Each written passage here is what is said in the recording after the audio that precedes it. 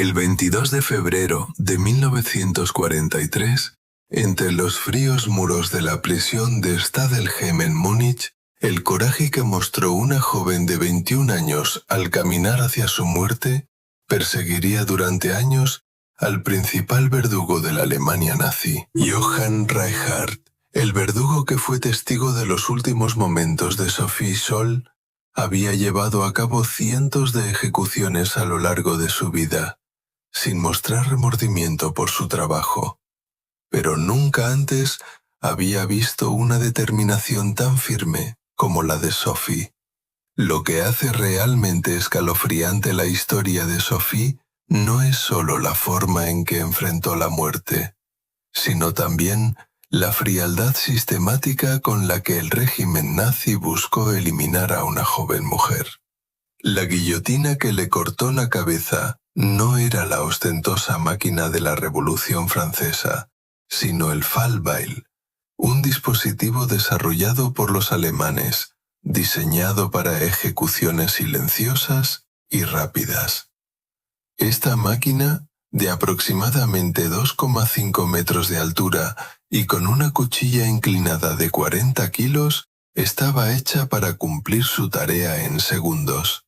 Estas ejecuciones no eran públicas, se realizaban dentro de los muros de la prisión, frente a unos pocos funcionarios y el verdugo, demostrando cuán sistemático era el deseo del régimen de silenciar la oposición. El camino que llevó a Sophie Scholl a ese destino no comenzó con violencia ni provocación. Su crimen fue distribuir panfletos que criticaban al régimen nazi, es decir, alzar la voz por el pensamiento y la verdad.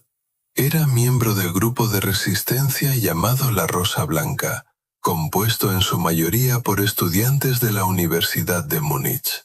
Este grupo creía que Alemania debía despertar ante la catástrofe moral en la que estaba sumida, y todos estaban dispuestos a llegar hasta el final. La infancia de Sophie transcurrió en una época en la que fue testigo del ascenso del régimen nazi. Al principio se sintió influenciada por la unidad y el dinamismo que ofrecía la juventud hitleriana. Sin embargo, con el tiempo, al comenzar a ver el verdadero rostro de la ideología, ese entusiasmo dio paso al horror y a la resistencia. El encarcelamiento de su padre, Robert Scholl, debido a sus declaraciones en contra de los nazis, la concienció aún más. Su hermano Hans también había ingresado inicialmente a la juventud hitleriana. No obstante, mientras servía como estudiante de medicina en el Frente Oriental, fue testigo de la masacre de civiles judíos y de las condiciones inhumanas en las que se mantenía a los prisioneros de guerra soviéticos. Estas experiencias llevaron a Hans, al regresar, a fundar un grupo de resistencia. Entre los miembros del grupo, además de Hans y Sophie, estaban Alexander Schmorell, Willy Graf, Christoph Probst y el profesor de filosofía Kurt Huber. Los panfletos que redactaban eran textos poderosos que combinaban la moral cristiana, la filosofía clásica y el pensamiento político contemporáneo. Estos folletos documentaban verdades que el régimen intentaba ocultar, como el genocidio de los judíos y los crímenes de guerra, y llamaban al pueblo a asumir una responsabilidad moral frente al régimen nazi. Los folletos de la Rosa Blanca se distribuían en secreto por diferentes ciudades, se dejaban en cabinas telefónicas o se enviaban por correo a personas al azar. El simple hecho de transportar un solo panfleto era un delito que podía ser castigado con la muerte. Sin embargo, Sophie y sus amigos continuaron con su labor, a pesar de este peligro. 18 de febrero de 1943. Después de repartir panfletos en la Universidad de Múnich, Sophie y Hans fueron arrestados. Sophie arrojó los folletos restantes desde el piso superior hacia el patio, lo que llamó la atención del conserje, Jacob Smith. miembro del partido nazi. Smith alertó de inmediato a la policía y pocos minutos después fueron arrestados por la Gestapo. Durante los interrogatorios, Sophie inicialmente afirmó ser inocente. Sin embargo, al encontrarse un borrador de panfleto en la mochila de Hans, confesó su implicación e intentó proteger a sus compañeros. A pesar de los días de intensos interrogatorios, mantuvo la calma.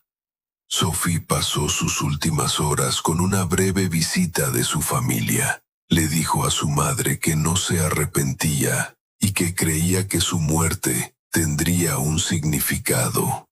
El verdugo, Johann Reichert, comentó que Sophie estaba sorprendentemente tranquila cuando fue llevada a la sala de ejecución. Se dice que justo antes de colocar el cuello en la guillotina, pronunció: «Qué día tan hermoso y soleado. Qué extraño morir en un día como hoy». Años después, Reichert diría: «Fue la persona más valiente que he visto jamás». El régimen nazi pretendía infundir miedo con la ejecución de Sophie. Sin embargo, su muerte avivó aún más la resistencia.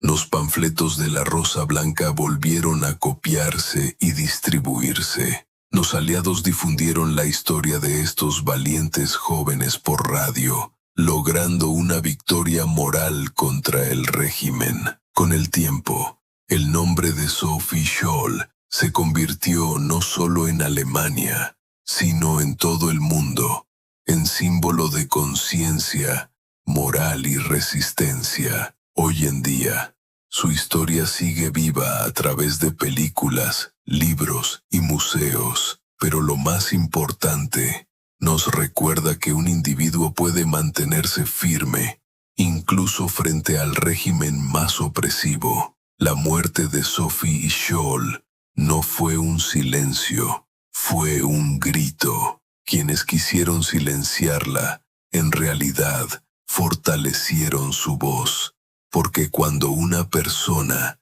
dedica su vida a la verdad y la justicia, ni siquiera la muerte puede callarla. Sus últimos momentos aún nos susurran: hacer lo correcto suele tener un precio, pero ese precio puede salvar el alma de una nación. El 22 de febrero, apenas 4 días después de su arresto, Sophie, Hans y Christoph Probst fueron llevados ante el Tribunal Popular, Volksgerichtshof. El presidente del tribunal era Roland Freisler, el infame juez del régimen nazi. Estos juicios no buscaban justicia, sino mostrar el poder del régimen.